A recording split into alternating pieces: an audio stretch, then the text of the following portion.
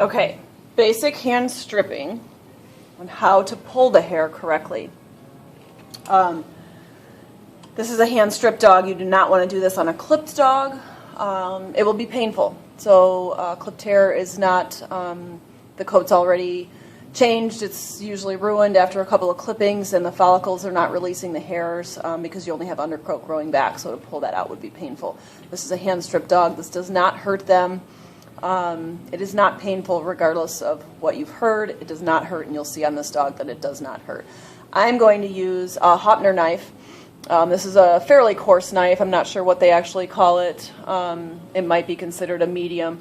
It's a Hopner. It's a green-handled Hopner. I have mine wrapped in vet wrap for my comfort only, but it is a green-handled Hopner. You can see a little bit of the green in there. So I'm just going to show you how to basically pull. You want to hold the knife like this in your hand. Around it, you're going to use this thumb to grasp the hair when you pull.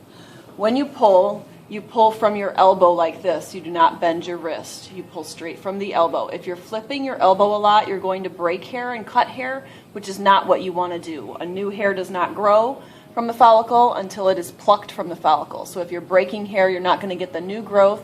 You're just going to have a bunch of sticking out broken hairs. And I'll show you how to make sure you're not breaking hair. So when you start, you want to pull the skin tight. So you'll pinch it or roll it or however you want to hold it tight. And then you hold the knife basically parallel. You can tip it in a little bit this way. I guess you can't see from. You can tip it in a little bit this way or hold it parallel, but you don't want to get it going like this angle. You don't want to get it laying too parallel to the skin, because then you're going to cut hair. I'm going to start down here just so you can see a little better, and I apologize, I'm by myself. So again, you'll pull the hair tight. You'll grasp the longest hairs you can see. I don't like to lift up hair. I don't like to back brush hair because you want a jacket on an Airedale to lay nice and flat and smooth. You don't want to encourage it to flip up, so I never back brush on a jacket. You can pinch it a little bit like this, and let's see if I can get this. When you pinch it, you can see how the hair sticks up, and you can see the longest hairs. Again, when you pinch it, you can see the longer hairs sticking up. Those are the ones you want to pull. You can also lay your hand smooth on it like this, and you can see the hairs kind of pop up just in front of my finger. You can see some of the hairs popping up. Those are the ones you want to pull. Whatever works for you. Everybody has a different way of doing it. You just want to make sure that you're getting the longest hairs and not pulling the shorter hairs, because those are your good live hairs that you want to leave. That gives you the best look. If the dog is totally blown and it's 2 inches long all over, you're going to pretty much pull all of it, so you don't need to be very particular. This is a rolled jacket, meaning it's worked regularly every week. He's a little bit hairier than normal because I haven't been working him as much. I've been a little busy, but he's already pretty short, so this is just going through and keeping that jacket in show condition all the time by what's called rolling it, or pulling the longest hairs to always keep the jacket in good shape. So I'm going to push down, see what hairs I'm pulling, and I'm going to just pull hair. You can start out slow if it's new for you. Start slow. Again, I'm pulling from my elbow and not my wrist. I'm not flipping my wrist. I'm just pulling from my elbow. And I'm pulling the longest hairs as they're popping up in front of my hand. You don't want to pull up. You don't want to pull out. You don't want to pull down. You want to pull with the direction the hair grows. So as you're pulling along here, you're going to pull with the direction the hair grows. As you come down the side, again, you're going to have to maneuver your body to pull the direction the hair grows. You're working on the shoulder, the hair grows down. You're going to have to pull down with the direction the hair grows.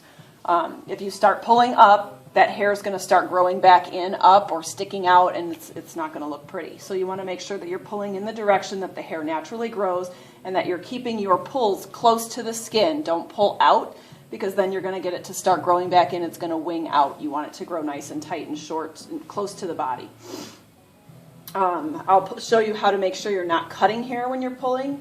When you pull it, you want to have your thumb pinching the hair like this. To make sure that you're not cutting hair, When you take your thumb off of the hair that you've just pulled, you should have the same amount of hair on both sides of the knife. I know it's really hard to see at this angle, but you want the same amount of hair under your thumb as there was below your thumb where you pulled. If you have a bunch more hair under your thumb, you're cutting the hair. You want to be able to see the root. I don't know how well you can see it, but you want to be able to see the root. Sometimes you'll see like a little plug kind of at the end of the root, but you want to be sure that you're having the same amount of hair on both sides of the knife. Let me see if I can get a little bit more to show. Okay, again, all that hair is what I pulled. You want to make sure that it's the same amount on both sides. I know it's kind of hard to see. So I'm just going to do a little bit just so you can watch, just to step up, step up, step up.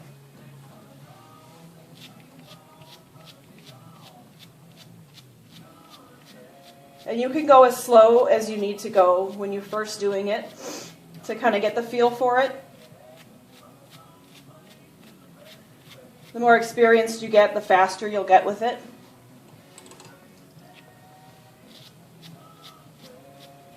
So I'm kind of pushing the skin away as I'm also rolling my hand to get that hair to pop up.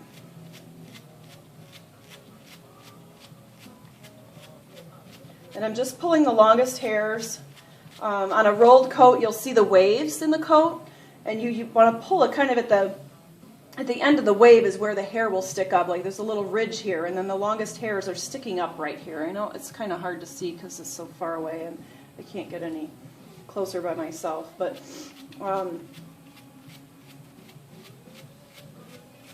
and as you get experience with it, you can see a high spot. You can see a spot where there's more hair right here. I don't know if you can see it from that angle, but there's step up. But there's kind of a ridge right here where I've made a high spot because I've pulled all of this. So I'm going to pull this ridge down and just go a little bit shorter there, pulling out more of the longer hairs to get that where I want it. When you're stripping, you want to work through the dog. Don't just make a bald spot and then go, oh no, now what? Work down, work across, work a whole section. Don't concentrate too much on one little spot. As you start pulling, just keep working your way through. Or you'll end up with a bunch of different lengths and it'll be hard to get those back to the same. When you're stripping, you're not stripping. It's different than clipping. You can't just go with a dog that hasn't been worked and just pull him down shorter.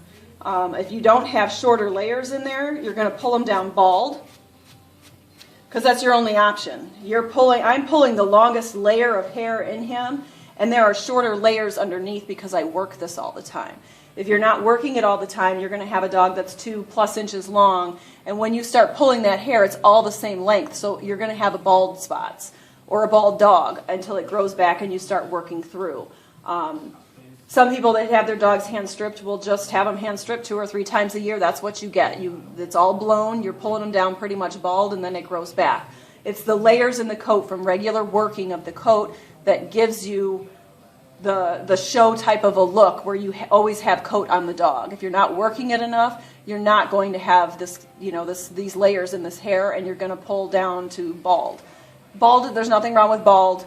It'll grow back, and it'll be beautiful hair when it does grow back. But if you're not working it, it's going to grow too long, and then you're going to be right back in the same boat that you were.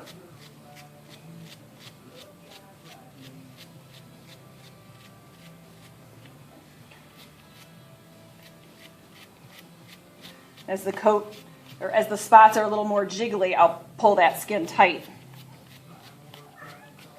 You can do this part too, kind of rolling it up. I guess you can't really see that.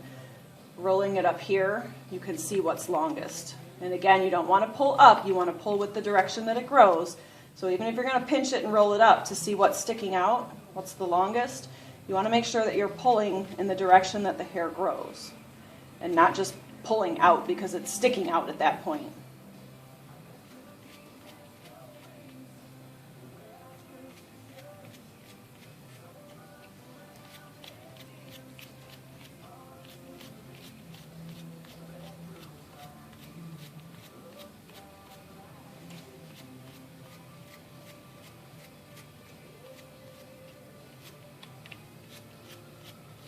As you can see, it does not cause pain, it does not cause discomfort. He's totally comfortable. When I work on certain areas of him, I'll actually let him lay down on his side on the table and he just sleeps. You do have to kind of twist and contort your body a little bit in certain spots to make sure you're pulling in the direction that the hair grows.